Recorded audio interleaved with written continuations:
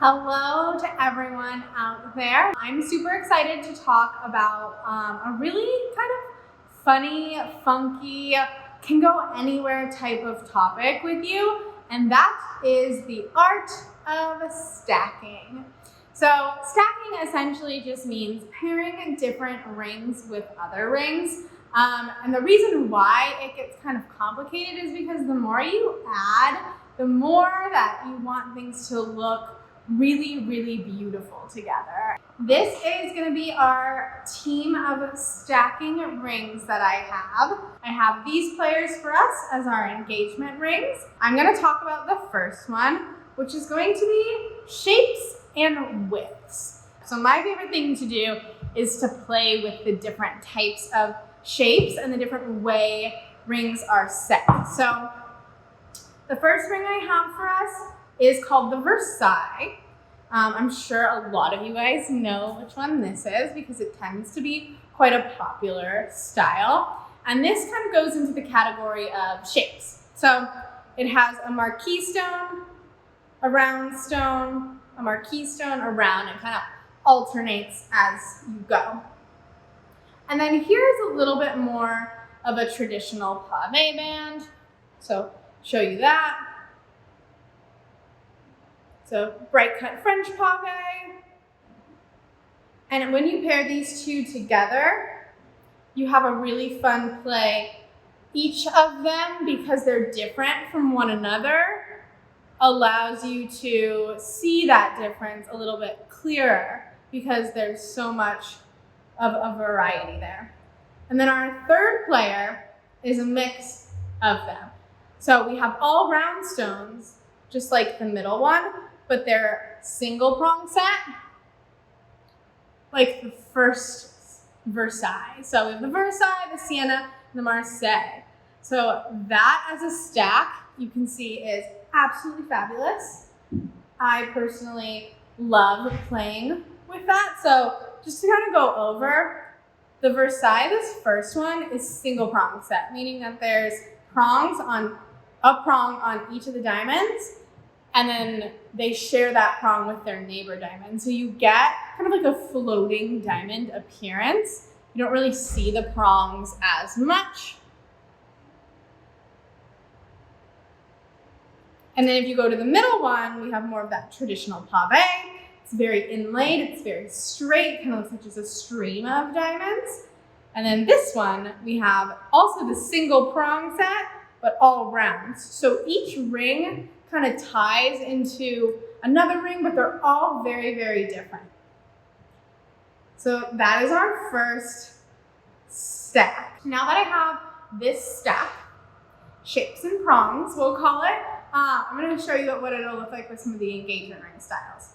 So I'm going to sandwich it between these two. And let's start with just a solitaire. We have just like a cushion right here, probably about 2 carats per se. Super clean, classic. We'll put that right on top of the Sienna. And then we're going to put the Marseille back on. So there we got one stack. So that's what it looks like with the solitaire. Because this is plain metal, it definitely stands out more. You can definitely see which band is which.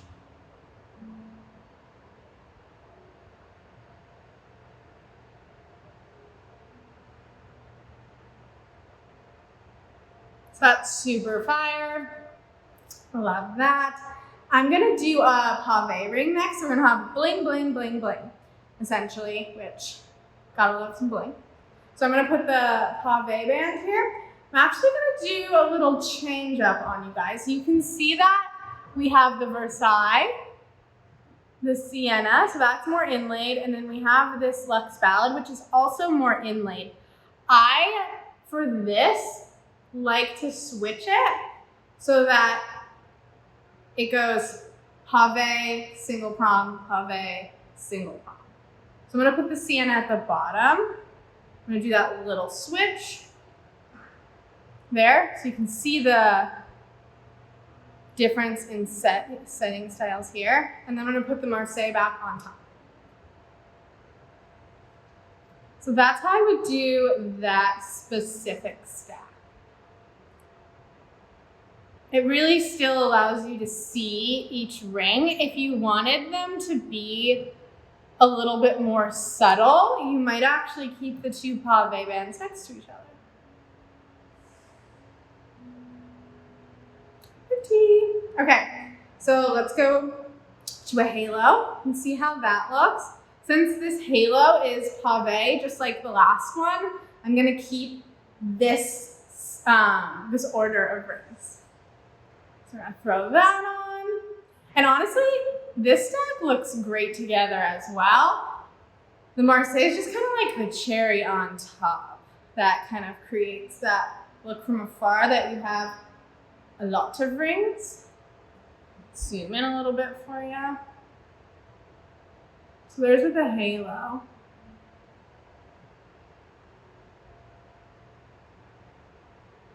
So here is the 3-stone stack I had. You can see this is really low set.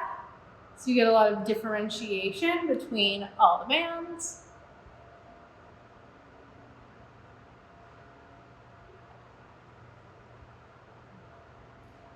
All right, guys, this was our shared prong and different shaped stack. One more time. We have the Versailles, the Sienna, and the Marseille.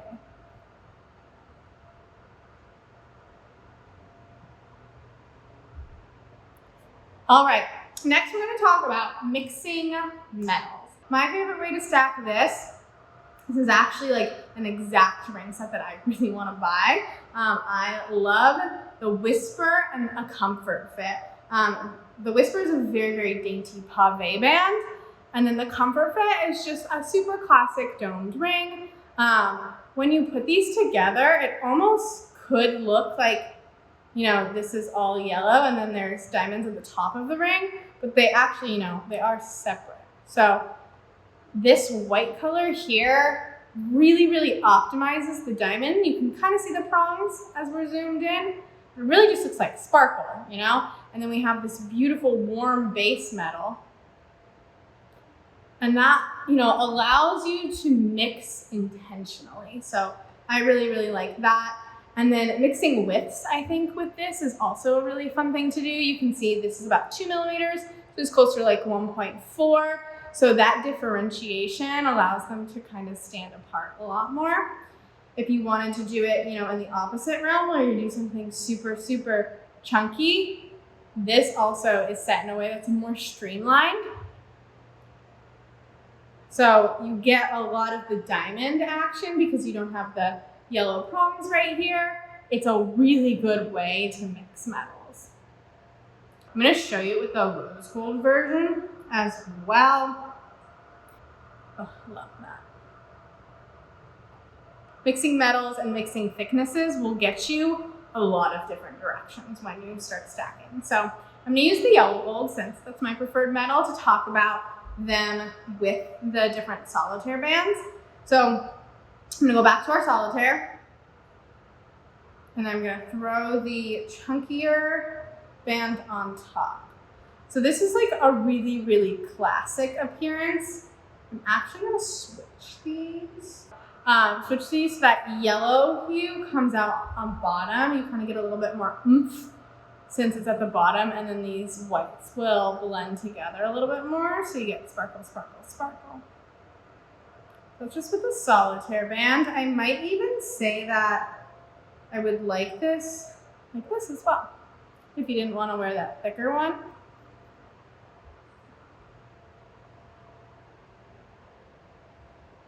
It's a really awesome way to mix metals. Something like that. It's really, really pretty. Diamonds, you have gold, and then you have diamonds. And it really just looks like a lot of diamonds because the white and the diamonds blend so well together.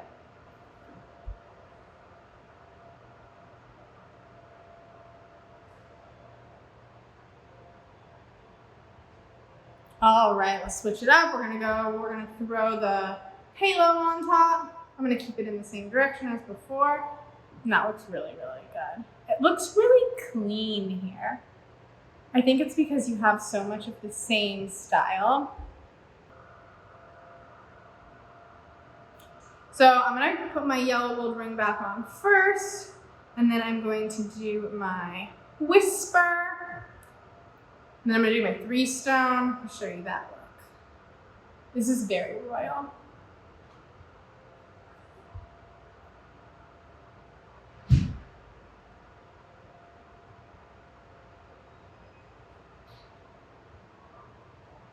I love that. It's really quite pretty. Okay, so that was our mixing metals and widths. The last one I have is essentially like what I wanted to call get funky with it. And that's to play with curved bands stacked. The first ring I have for us is the Nouveau. So this one has a very strong curve. And the reason I picked this one to go with the curved rings is so that another curved ring could be paired with it, and you wouldn't have necessarily them pushing each other too far out. This next ring is from our new collection, the Caris. I'm not even really sure that our collection just launched. So check that out on our website. But I wanted to pair this one with it because it just sits so fun with how it kind of combines with the Nouveau. And they're different, but somehow similar. It's almost like they're cousins, but not quite sisters, or sisters, but not quite twins. So I wanted to pair that together. And the ring I have for us to go on top is called the Astoria. This one is also new. And this one's kind of like a sister ring between, you know, maybe the Nouveau and one of our flare bands, but it also has this little pair. So it kind of reminds me of our lunette. So kind of a combination of a bunch of different rings. So this is the stack. Looks pretty cool on its own, but you know, has that perfect space for an engagement ring. So I'm gonna start throwing the engagement rings on. I'm gonna use our solitaire to start. This already looks really, really cool. And then the Astoria on top. So here's that solitaire combo. This is so fun. So there's that combo. This oval is fairly large, so it's covering a little bit of the pear, but particularly looks super freaking cool with these ones.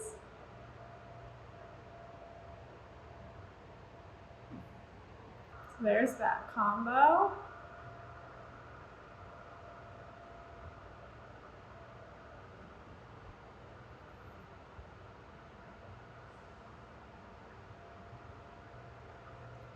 I just really love how these two sit together. I put them on earlier and I was like, whoa, this is perfect. I feel like they're meant to be together.